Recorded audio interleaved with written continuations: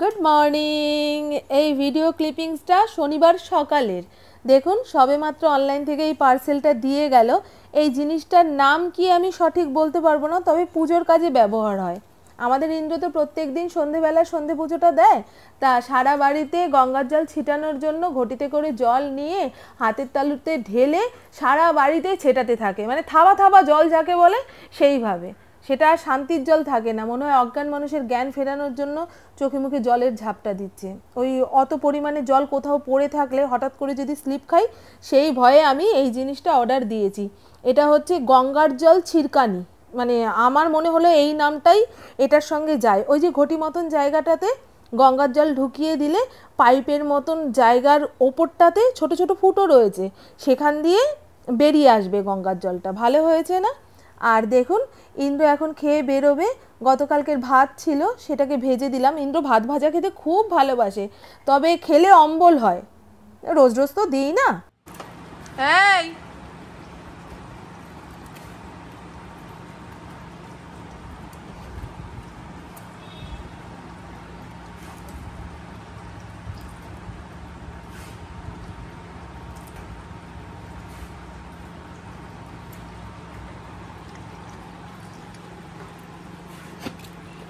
Good morning, শুভ সকাল। ঘড়ির কাঁটা ওই 10টার ঘরে। সকাল থেকে মেঘলা আকাশ, 2-1 ফোঁটা বৃষ্টি পড়ছে, এরপরে আসবে মুষলধারে বৃষ্টি। দেখে যা মনে হচ্ছে সেটাই বলছি, আবার মেঘ কেটেও যেতে পারে। ওই দেখুন সবে 1 ফোঁটা 2 ফোঁটা পড়ছে। মানুষজন মাথায় ছাতা নিয়েছে। আজকে আবার আম্বাবচি, কত রকম নিয়ম। আর আমার পাগলটা বাড়ির পেছন সাইড থেকে একখানা বল কুড়িয়ে নিয়ে আসলো। বাচ্চাগুলো খেলতে খেলতে অনেক সময় আমাদের বাড়িতে এসে বল পড়ে, তো সেই বল আর পাঁচিল টপকে নিতে আসে না ফড়িংয়ের ভয়ে। এবারে ফড়িং সকালবেলা ঘুম থেকে উঠে এটা দেখতে পেয়েছে, এই যে চাবিয়ে চুবিয়ে যতক্ষণ না শেষ করতে পারছে শান্তি নাই। ও চলুন বন্ধু, কালকে ছিল শনিবার, ঘর দুয়ার মুছে চকচকে ঝকঝকে বানিয়ে ফেলেছি, তবে গোছাতে পারিনি। ইন্দ্রর ঘরের জানলাটা খুলে দিই, নাহলে না লোকটা জানলা খুলতে চায় না। সারাদিন বাড়িতে থাকে না, ওই সকালবেলার দিকে রাতের দিকে কি জানলা কপাট খুলে রাখবে। বৃষ্টির জল এসে যদি সব ভাসিয়ে নিয়ে চলে যায়। ইন্দ্রর ঘরের জানলা দিয়েই তো আসল ভিউ, বুঝেছেন? কিন্তু এই জানলাটাই সে খোলে না। কি ভালো লাগছে, আকাশটা পুরো কালো হয়ে রয়েছে গো, মনে হয় টোকা মারলে ঝরে পড়বে। অনেকক্ষণ ধরে এরকম অবস্থা, পুরো আকাশটা পরিষ্কার হয়ে যাক। এই দেখুন ঘর দূর তার পরিষ্কার পরিচ্ছন্ন করে দিয়েছি, এই জায়গাটা গুছিয়ে দিয়েছি। নাহলে ওষুধের কৌটোতে ভর্তি। একটা মানুষ যদি ঘরে আসতে যেতে শুধু ওষুধের কৌটো দেখে, ওষুধের প্যাকেট দেখে, তার মনের পরিস্থিতি কি হতে পারে বলুন তো? ইন্দ্রকে আমি বুঝিয়ে পারি না যে ঘরে এত ওষুধ এনে রাখবেই না। এই দেখুন না, বিভিন্ন টাইপের সিরাপ, এই যে অম্বলের ওষুধে ভর্তি। কার এত অম্বল হয় গো? চলুন, হ্যাঁ আমি জানলার দিকে তাকিয়ে তাকিয়ে জামা কাপড়গুলো গুছিয়ে ফেলি। রবিবারে রান্নার অত তাড়া নেই, যখন খুশি তখন খেতে দিলেই হলো। ঘরের লোক ঠিক টাইমে ঘর থেকে বেরোবেও না, আবার আসার টাইমও ঠিক থাকে না। সেই জন্য রবিবারটা গড়িমসি করে রান্নাবান্না করো, তবে ছুটি নেই রান্নাঘর থেকে, বুঝেছেন? আর দেখুন না, আমাদের বাড়িতে মোট 3খানা ওয়ার্ড্রপ। আমাদের শোয়ার ঘরে 1খানা ওয়ার্ড্রপ, যেখানে আমি আর পুপু তোলা জামা কাপড়গুলো রাখি। ইন্দ্রর ঘরে ইন্দ্রর ওয়ার্ড্রপ, সেখানে তার জামা কাপড় কাগজপত্র গোছানো গোছানো থাকে। আর নিচের ঘরের যে ওয়ার্ড্রপটা, সেখানে ড্রেসিং টেবিল দিয়ে দুটো ভাগ করা। একটা ভাগে আমি আমার শাড়ি জামা কাপড় রেখেছি, আর একটা ভাগে আমার আর পুপুর পরার জামা কাপড়গুলো কেচে ধুয়ে গুছিয়ে রেখেছি। যখন বাড়ি বানিয়েছিলাম এই 3টে ওয়ার্ড্রপ বানানো দেখে আমার খালি মনে হতো, বাবা এত জায়গা কিসের জন্য লাগবে, এত জামা কাপড় 3জন মানুষের লাগে নাকি, বেকার পয়সা খরচা করে ওয়ার্ড্রপগুলো বানাচ্ছে। কিন্তু এখন একটা ওয়ার্ড্রপের দরজা টান মারলে সব জামা কাপড় হুড়মুড়িয়ে পড়ে। আসলে ওয়ার্ড্রপের প্রত্যেকটা কোনায় কোনায় আমার শাড়ি দিয়ে ভর্তি। আমার বিয়ে হয়েছে 22টা বছরে, এই 22 বছরে কম দামের বেশি দামের যত শাড়ি আমি কিনেছি, হয়তো কিছু শাড়ি এখন আর আমি পরবো না, কিছু শাড়ির ভাঁজ খুলেও দেখি না, কাউকে দিয়ে দিলে তারা পরতে পারবে, আমার ওয়ার্ড্রপের জায়গা অনেকটা খালি হবে, সেই জায়গায় একটা নতুন শাড়ি এনে গুঁজতে পারবো। কিন্তু ওই আমার শাড়ি কাউকে দিতেই ইচ্ছা করে না। আমার মনে হয় আমার জীবনের যে কটা শাড়ি রয়েছে সব কটার সঙ্গে আমার জীবনের এক একটা গল্প জড়িয়ে রয়েছে। আমি পুপুকে এক এক সময় সেই সমস্ত গল্পগুলো বলি, দেখ পুপু, অষ্টমীর দিন দুপুরবেলায় তোর বাবা হাতে পয়সা দিয়েছে, বিকেলবেলায় চট করে গিয়ে এই 250 টাকা দামের শাড়ি এনেছি। আমার পুজোর শাড়ি বলতে তখন ওই 200-250 টাকার শাড়ি দিয়েই কেটে যেত।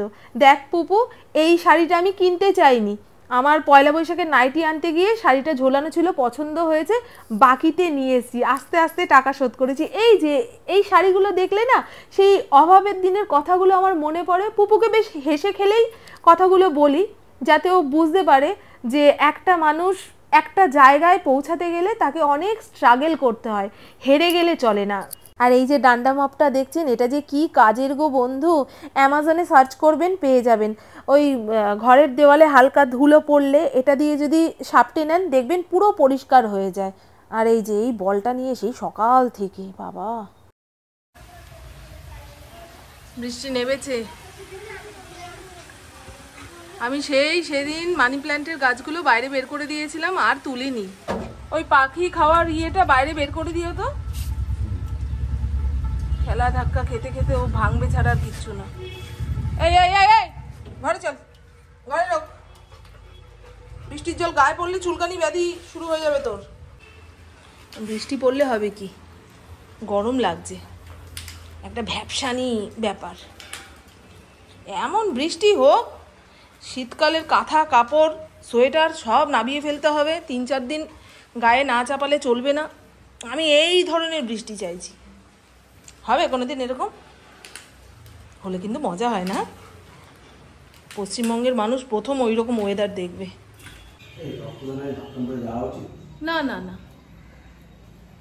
না না, তুমি এমনি সুন্দর করে সেজে গুজে যাও, মানে সেজে রক্তদান শিবিরে যাবে এখন উনি। এই থালাটা কোথা থেকে কিনেছি আপনারা কেউ জিজ্ঞাসা করেছিলেন। আমাদের এখানে একটা কাঁসা পেতলের দোকান রয়েছে, সেখান থেকে কিনেছি, মাত্র 1000 টাকা দাম নিয়েছে। এত ভারী এত ভারী, বুড়াকালে ইন্দ্র এটা ধরে খেতে পারবে কিনা জানি না, খুব ভারী। এটা বোঝানোর জন্য এটা বললাম। কিন্তু ভালো হয়েছে বন্ধু, জামা ষষ্ঠীতে আমি ইন্দ্রকে গিফট করেছি। চলুন, ফ্রিজ ভরে আম এনে রাখা হয়েছে, এরপরে আর হিমসাগর পাওয়া যাবে না। আমিও এখান থেকে 2-1টা খেয়ে নেবো। এবছরে আমও খেয়েছি ভাই, মারাত্মক আম খেয়েছি। আম খেলে শরীর মুটিয়ে যায়, যাদের সুগার আছে তাদের তো খাওয়াই উচিত না, কিন্তু বছরে একবার এই আম আসে। হ্যাঁ, মুখ ফিরিয়ে থাকা যায় বলুন তো? জাতীয় ফল আম, আর বাঙালি খেতে ভালোবাসে।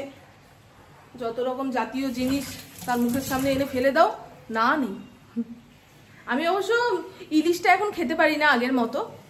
আগে আমার মামার বাড়ি থেকে ইলিশ পাঠাতো, জানেন, ইলিশের মরশুমে মামাদের মাছের দোকান, মাছের আড়ত ছিল, তা মাঝে মধ্যে বড় বড় ইলিশ পাঠাতো, তখন সেই ইলিশের আলাদা স্বাদ।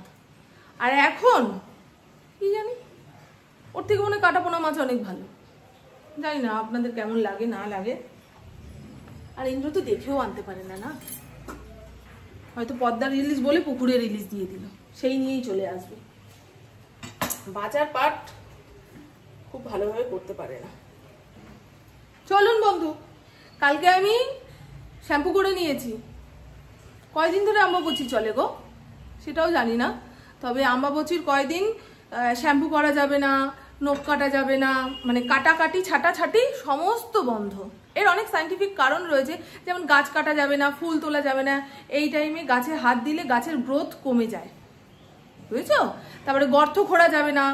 এত বৃষ্টি হয়, এত বৃষ্টি হয়, যদি গর্ত খুঁড়ে রেখে দিই সেখানে জল ভরে যাবে, মানুষজন পা পিছলে পড়বে, বুঝেছো? হাতে একটু সময় রয়েছে জানেন, তাই জন্য আপনাদের বারবার দেখাচ্ছি আজকের আকাশের অবস্থা কেমন, আজকের ওয়েদার কেমন। এমনিও আমার বৃষ্টির ওয়েদার খুব ভালো লাগে, আর আমার যেটা ভালো লাগে আমি চাই আমার বন্ধুরাও সেটা বারবার দেখুক। সেই কারণে বারবার এই দরজার সামনে এসে বাইরের ওয়েদারটা দেখাচ্ছি।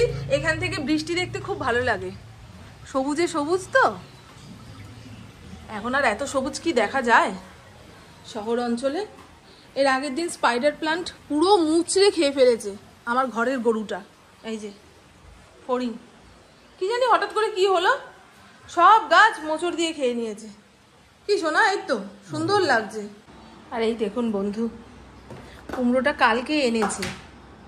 এরকম বর্ষা বর্ষা ওয়েদারে কুমড়ো বেগুন ঘরে এনে রাখা যাবে না, ঠিক মতো রাখতে না পারলেই পচে উঠবে। আর একটু সময় তো দিতে হবে বলুন না, তারপরে তো ঠিক করে রাখবো। কলমি শাকটা ছাড়িয়ে ফেলি, মাছের ঝোল আর রসুন দিয়ে কলমি শাক ভাজা, এই দিয়ে খাওয়া হয়ে যাবে। আর কুমড়োটার যেখান দিয়ে পচন লেগেছে সেই জায়গাটুকু ফেলে দিয়ে ফ্রিজে রাখি। কুমড়োটা খুব ভালো ছিল জানেন। রথের মেলা থেকে এই টুকটাক জিনিসগুলো কিনবো, সব লিস্ট বানিয়ে রেখেছি। কাপ তো কিনতেই হবে। আমি আর পুপু চা খাই, তাই দুজনের দুটো একই রকমের চায়ের কাপ হলে দেখবেন চায়ের স্বাদ একরকম লাগে। আর যদি আলাদা আলাদা কাপ হয় চায়ের স্বাদও গন্ডগোল হয়ে গেল। হয় কি আপনাদের সঙ্গে এরকম? প্রত্যেকটা জোড়ার একটা করে কাপ ভেঙে গেছে। এখন কাপ কিনতে হবে। কবে যে মেলা আসবে, মেলা না রথ। আর এই দেখুন, বাড়িতে এত জায়গা থাকতেও ফড়িং আমার গায়ের সঙ্গে গা ঠেকিয়ে শুয়ে রইল। আমি যখন নিচে কোনো কাজকর্ম করতে বসবো, ধরুন খেতে বসলাম কিংবা সবজি কাটতে বসলাম, চায়ের কাপ নিয়ে বসলাম, ও কিন্তু এরকম গায়ের সঙ্গে গা ঠেকিয়ে শুয়ে পড়বে। আর মাঝে মধ্যে গাটা যখন ঝাঁকাবে ওর গায়ের যে আলগা লোমগুলো ওই আমার খাওয়ারে সবজির মধ্যে পড়বে। সেই জন্য দেখবেন আমি কখনো কখনো খাটে বসে খাওয়া দাওয়া করি, খাটে বসে সবজিপাতি কাটি। খাটে বসলে কিংবা একটুখানি উঁচু জায়গায় বসে যদি কাজকর্মগুলো করি, ও পায়ের সামনে বসে থাকবে, তবে গায়ে গা ঠেকানোর মতন সুযোগ পায় না। দেখুন না, এখন টেনে হিঁচড়ে কেউ ওই জায়গা থেকে ওকে সরাতে পারবে না। বলে না ভালোবাসা কখনো কখনো অত্যাচারের সমান হয়ে যায়, এই যে আমার ছেলেটাও ঠিক ওই রকম পর্যায়েই আমাকে ভালোবাসে। শাকের ডাঁটি, তারপরে কুমড়োর ছাট, এই এতটা হয়েছে তো খালি মনে হচ্ছে আশেপাশে যদি কোনো গরুর খবর পেতাম তাকে দিলে পেটটা ভরতো। আমার মাকে দেখতাম, আমার কাকিকে দেখতাম, বাড়িতে গরু ছিল তো, ওই দুপুর টাইমে স্নানের আগে মা একটা বালতি নিয়ে বেরোতো। আশেপাশে যত বাড়ি রয়েছে তারা সবজির খোসা রেখে দিত, ওই মা বালতি ভরে নিয়ে আসতো, কাকি বালতি ভরে নিয়ে আসতো, তারপর গরুকে দিত। এখন আর গরু কোথায়?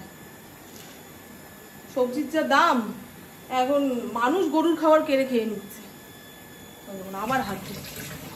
ব্লিঙ্কিট থেকে জিনিস যখন এসছিল এই প্যাকেটে করে দিয়েছে, এর মধ্যে করে কুমড়োটা রাখি। কুমড়ো একটুখানি কাগজে পেঁচিয়ে রাখলে জলা জলা ব্যাপারটা কাগজ টেনে নেয়, তাতে ভালো থাকে, বুঝছো? না হলে বাজার থেকে দেখলেন ফ্রেশ সবজি আসলো, ঘরে আধা ঘন্টা থাকতে না থাকতেই পচন লেগে যাবে। এর মধ্যে করে রাখলাম, নাহলে খবরের কাগজে করেই রাখি আমি। বর্ষাকালে সব জিনিসের যত্ন একটু বেশি বেশি করেই নিতে হয়। ওল এনেছে আগের দিন, বললাম আর একটু আনতে পারতে, তাহলে দুই বেলার তরকারি হয়ে যেত। এইটুকু ওল দিয়ে আর কি হবে। একসঙ্গে অনেকটা পরিমাণে রসুন ছাড়িয়ে রাখলে পেঁয়াজ রসুনের তরকারির সময় আর চিন্তা করতে হবে না, নাহলে রসুন ছাড়াতে খুব বিরক্ত লাগে। ফ্রাই প্যান বসিয়ে দিয়েছি, মাছ ভাজা বসাবো, তার আগে দেখিয়ে নিই। আর সকালে তো আমি চা খাইনি, পুপু দেরি করে উঠলো, ওকে একটুখানি ছাতুর ঘোল বানিয়ে দিয়েছি। আর কালকে জিলিপি এনেছিল, আমি একটা খেয়েছি। রাতে শোয়ার আগে জিলিপি খেলে দেখি অম্বল হয়। আর দেখুন না, এই গাদার মাছটা নিয়ে হবে ঝামেলা। পুপু ইন্দ্র কেউই খায় না, আমারও খেতে ইচ্ছা করে না, কিন্তু রাধুনি যদি বলে এটা খাবো না ওটা খাবো না, তাহলে কি চলবে? আর এই দেখুন জিপলক ব্যাগগুলো কিনে যে আমার কি সুবিধা হয়েছে। মিশো থেকে কিনেছিলাম, 8খানা না 6খানার দাম নিয়েছিল 120 টাকা। আপনারা যারা অফিস কাছারিতে যান কিংবা ঘরে ছোট বাচ্চা রয়েছে, আগের দিন সবজিপাতি কেটে রাখলে পরের দিন রান্না করতে সুবিধা হবে, তারা এই জিপলক ব্যাগগুলো ব্যবহার করে দেখতে পারেন। আমি না হলেও 10-15 দিন যাবৎ লঙ্কা বোটা ছাড়িয়ে রেখে দিয়েছি, পাতিলেবু এই ব্যাগটার মধ্যে রেখেছি, তারপরে ধনে পাতা, মানে একটুও খারাপ হয়নি, মনে হয় সবে বাজার থেকে টাটকা টাটকা কিনে নিয়ে আসলাম। আজকের মাছের ঝোলটা একদম পাতলা করে রান্না করব। বর্ষাকালে না বেশি মশলাপাতি খেলে হজম করা যায় না। আমার পপু গেট আটকে দিয়েছে যাতে ফড়িং বেরোতে না পারে। বেরোলেই তো কি যে মুখে করে ঘরে আনবে সেই ভয়। আর এখন রাস্তাঘাট শুকনো হয়েছে, আর বৃষ্টি হবে না।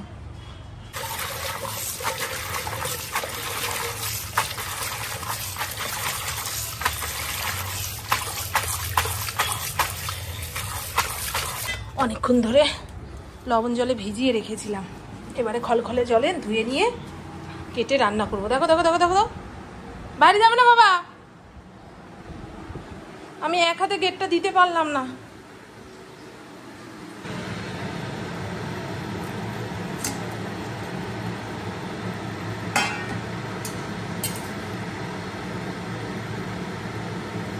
আর দেখুন না, বর্ষাকালে এমনি ভেজা ভেজা ওয়েদার, ঘরের কোনো এক কোনায় এক ফোঁটা জল পড়লে সেটা শুকাতে চায় না। তার উপরে আমার রান্নাঘরের জল উল্টো দিকে গড়ায়। এই পাশের জল সিঙ্কের দিকে যাবে তাহলে তো সুবিধা না, আমার সিঙ্কের ওই পাশের জল গড়িয়ে গ্যাস ওভেনের নিচে চলে যাচ্ছে। কতবার যে শুকনো ন্যাকড়া দিয়ে মুছে রান্নাঘরটাকে শুকনো রাখার চেষ্টা করছি তা বলে বোঝাতে পারবো না। এই বর্ষাকালে আমার জীবনে ঝ্যাঁটা ন্যাতা বালতি, এর বাইরে আর কোনো গল্প নেই। তাও তো শুকাচ্ছে না গো। ভেজা ভেজা রান্নাঘরে বেশিক্ষণ দাঁড়িয়ে কাজকর্ম করা যায় না, গা শিরশির করে। মারাত্মক একটা গরম ছেড়েছে, ঘেমে নিয়ে একাসার হয়ে যাচ্ছি। ইন্দ্র বাড়িতে আসার সঙ্গে সঙ্গে কেমন যেন হুটোপাটি লেগে গেল শরীরের মধ্যে, মাথার মধ্যে। ঘরের লোক ঘরে ফিরেছে, এখন তাকে খেতে দিতে হবে, না হলে জিজ্ঞাসা করবে এতক্ষণ কি করছিলে, বুঝেছেন? যদি জিজ্ঞাসা করবে না, বকা ধোয়া খাবে। তবু আমার মনে হচ্ছে ও যদি জানতে চায় তুমি এতক্ষণ কি করছিলে, যাও। নিজের টেনশন নিজেই তৈরি করি। আগে দেখিয়ে দিই, হ্যাঁ, মাছের ঝোলের কালারটা কেমন আসলো।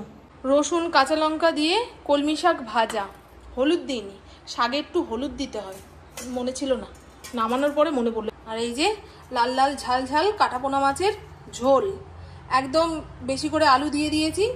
রাতে ইন্দ্রর যদি এই তরকারি দিয়ে হয়ে যায় তো ভালো কথা, আর না হলে অন্যরকম ব্যবস্থা করতে হবে। অ্যামাজনে এই বইটার অর্ডার দিয়েছিলাম, নির্বাণে অনির্বাণ বুদ্ধ ভগবান, সঞ্জীব চট্টোপাধ্যায়ের লেখা। সঞ্জীব চট্টোপাধ্যায়ের লেখা পড়তে খুব ভালো লাগে।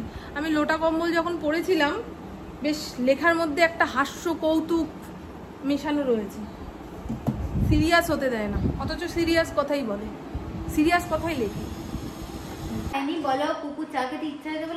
হ্যাঁ, আমি দুপুরে যে মাছের ঝোল দিয়ে ভাত খেয়েছি তাতে নাড়ি ভুড়ি জ্বালা করছে। ওকে বললাম ছেড়ে দে, আমি চা খাবো না। বলে না, আমার খেতে ইচ্ছা হয়েছে মানে তোমরাও খাবে। ইন্দ্রকে আমাকে টানতে টানতে নিচের ঘরে নিয়ে যাচ্ছে, ও খাবে দুধ চা আর আমাদের বানিয়ে দেবে খেতাম জানো কি এই গ্যাস ওষুধ, এখন আর খাই না। তিনজনে মিলে লড়ছি দেখুন রান্নাঘরে। সাগেল সাগেল মা দেখো, তুমি এটাকে ধুয়ে রাখো না কখনো কেন? চিয়ার্স।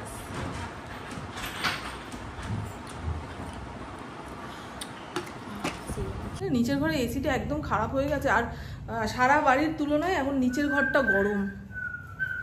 চতুর্দিকে জামা কাপড় থাকলে দেখবেন আরো ঘর দৌড় গরম হয়ে পড়ে, তাই না গো?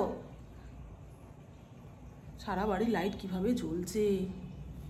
চলুন, হ্যাঁ, এবারে আমরা গুটি গুটি পায়ে ওপরের ঘরে যাই। বুকে বললাম চল নিচের ঘরে বসি। আগে আমরা কি সুন্দর নিচের ঘরে বসতাম, হ্যাঁ, তাতে নিচের ঘরটা পরিষ্কার থাকতো। বারবার সিঁড়ি দিয়ে ওঠানামা করে কাজকর্ম করতে হবে, তার জন্য কাজ পড়ে থাকবে, সেরকম ছিল না। কিন্তু বলে না, আমার নিচে থাকতে ইচ্ছা করছে না, সত্যি ইচ্ছা করছে না। আর ওনার ইচ্ছাতেই আমার ইচ্ছা, আমার নিজস্ব কোনো ইচ্ছা গান গেয়ে দিয়ে চলে গেল। টাটা বন্ধু, টাটা, খুব ভালো থাকবেন। মারাত্মক গরম লাগছে, ঘাম দিচ্ছে, নিচের ঘরে জানলাটা দিয়ে যাই। বর্ষার দিন তো বলা যায় না, আমাদের ওই পাঁচিল দিয়ে মাঝে মধ্যে সাপ হাঁটে। কোথা থেকে আছে গো? হ্যাঁ, সামনে কোনো জঙ্গল নেই, কিছু নেই, জল ধরা সাপ, বিষাক্ত সাপ এখানে আসতে পারবে না।